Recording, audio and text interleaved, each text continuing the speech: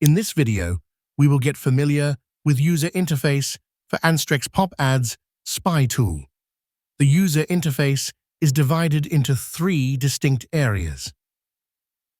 On the top, you will find a drop-down menu bar which allows you to apply different filters and sorting methods to the data. Below that, you will see slider bar. Sliders are special type of filters that are meant for numerical parameters. Each slider has 2 handles which enable you to define minimum and maximum value for each filter.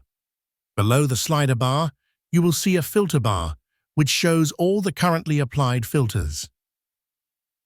In this area, you will also find a search button which provides access to both basic search and more advanced search options. Just below the slider bar, you will see the results area which shows the actual data. Each data record is presented to you in the form of a card. Each card contains all the important parameters of the particular ad.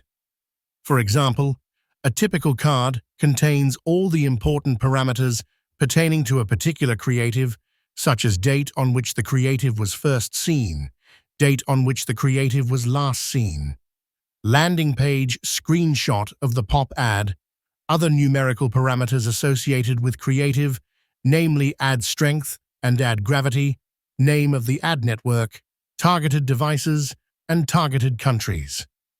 In addition, you may see other labels such as technology used on the landing page, affiliate network name, tracker, mobile carrier name, etc.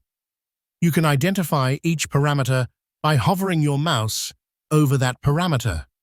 When you scroll down, the new content loads automatically and keeps auto-populating the data.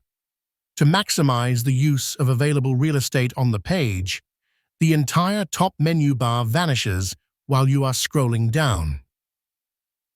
You can quickly access the menu bar at any point by slightly scrolling upwards.